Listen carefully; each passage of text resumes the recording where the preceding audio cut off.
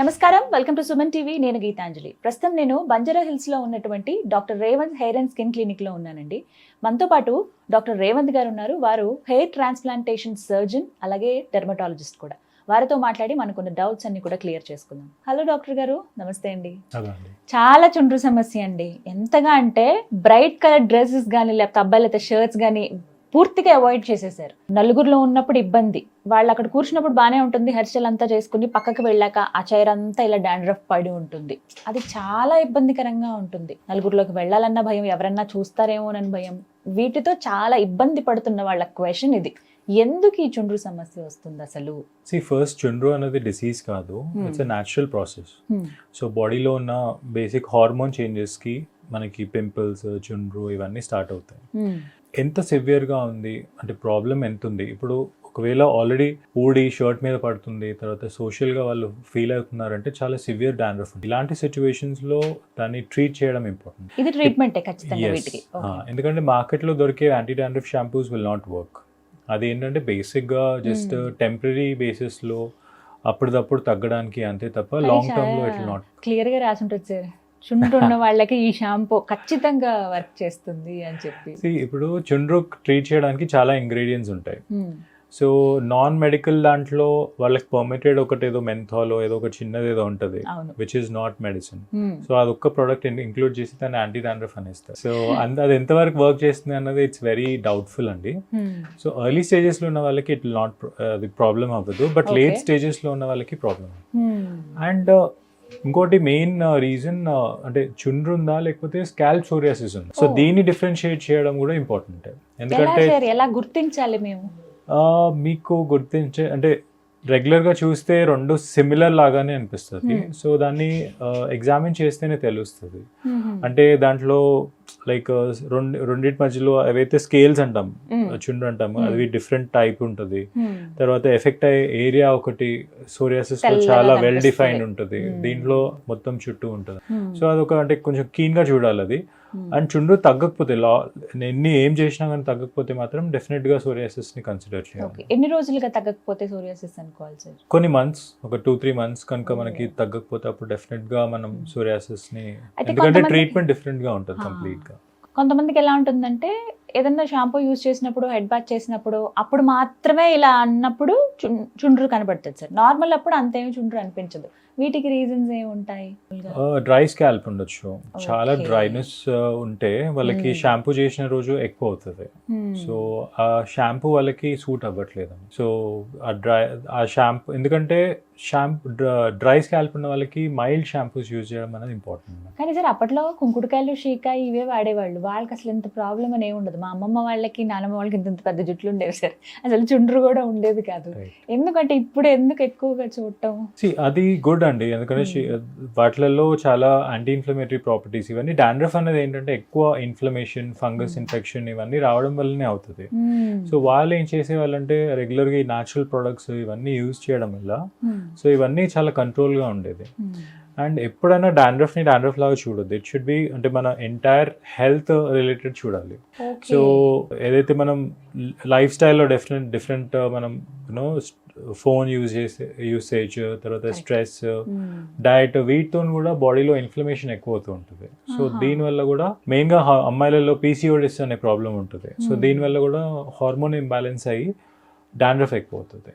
కొన్ని చిట్కాలు చెప్పండి సార్ ఇంట్లోనే చేసుకోదగ్గవి. అంటే ఇంకా తీవ్రం అవ్వట్లేదు, మీరు కొంచెం చిన్నవి పాటిస్తే తగ్గిపోతుంది డాండ్రఫ్ అని ఏమైనా టిప్స్ ఉన్నాయా సార్? బేసికలీ ఏంటంటే హార్ష్ షాంపూస్ ఒకటి యూజ్ చేయొద్దు. ఓకే, సో అదొకటి ఇంపార్టెంట్. తర్వాత మనం ఆయిల్లో కొంచెం ఇవి యాంటీ ఇన్ఫ్లమేటరీ ఆయిల్స్ యూజ్ చేయొచ్చు. Like for example Bhringraj oil అంటాము, తర్వాత క్యాస్టర్ ఆయిల్ అంటాము. సో ఇది యూజ్ చేయొచ్చు, ఆముదం యూజ్ చేయొచ్చు. సో దీనివల్ల కొంచెం బెటర్ అంటే ఫంగల్ ఇన్ఫెక్షన్ ఉంటే క్లియర్ అవుతుంది అది.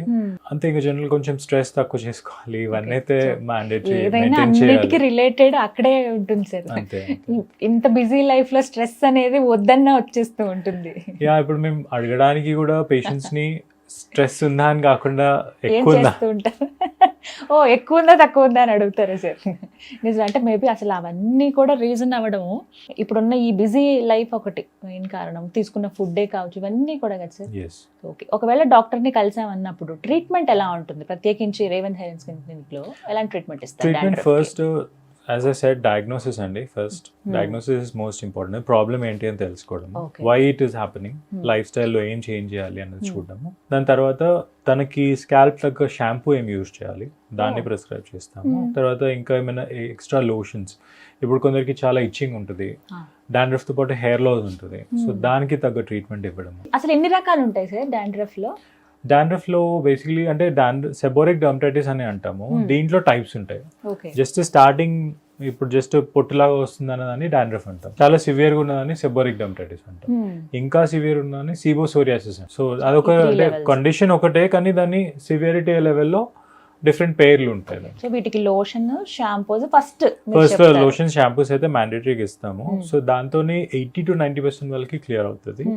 ఇన్ కేస్ అప్పటికి క్లియర్ అవ్వకపోతే నెక్స్ట్ లెవెల్కి వెళ్తాం. తగ్గకపోతే సార్ అప్పుడు నెక్స్ట్ లెవెల్ తగ్గకపోతే కొన్ని ఇంటర్నల్ గా టాబ్లెట్స్ ఇవ్వాల్సి వస్తుంది.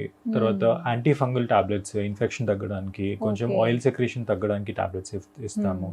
ఇక అంతకి తగ్గకపోతే లేజర్ ట్రీట్మెంట్స్ ఉంటాయి స్కాల్ప్ కి, అది చేస్తాము. సో అప్పుడు మళ్ళీ రిపీట్ అవ్వకుండా ఉంటాయా సార్? మనం మెయింటైన్ చేసుకోవాలి. మెయింటెనెన్స్ ఎలా అంటారు? సింపుల్ షాంపూస్ తోని, లోషన్స్ తోని మెయింటైన్ అవ్వచ్చు. సో ఎన్ని రోజులు, ఒకవేళ ట్రీట్మెంట్ తీసుకుంటే ఎన్ని రోజుల్లో ఈ సమస్య నుంచి బయటపడతారు? మీరు ఒక 1-2 months లో ఫ్రీ అవుతారు.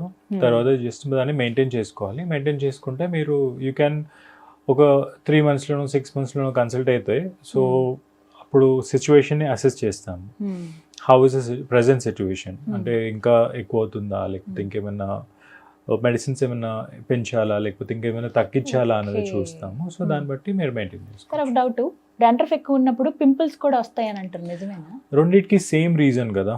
సో హార్మోనల్ చేంజెస్ వల్లనే మనకి పింపుల్స్ అవుతున్నాయి, ప్లస్ డాండ్రఫ్ అవుతున్నాయి. అంతేగాని చాలా మంది ఏమంటారంటే ఆ పొడి పడుతుంది, ఫేస్ మీద పడుతుంది, దానివల్ల పింపుల్స్ అవుతున్నాయి అని అంటారు. కానీ దట్ ఈస్ నాట్. ఇంటర్నల్ గా హార్మోనల్ చేంజెస్ అవుతున్నాయి కాబట్టి 2 problems అవుతున్నాయి. 2 వస్తాయి. అంటే ఎలా చెప్తారంటే పడుకున్నప్పుడు ఆ పిల్లో ఏదైతే ఉంటుందో డాండ్రఫ్ కూడా పడుతుంది కదా, మీరు ఆ పిల్లో మీద పడుకుంటారు కాబట్టి అవి ఇక్కడ ఉండటం వల్ల ఆల్రెడీ మీకు ఏమైనా కొన్ని పింపుల్స్ ఉంటే అవి ఇంకా ఎక్కువ చేస్తుంది ఆ డాండ్రఫ్ అంటారు.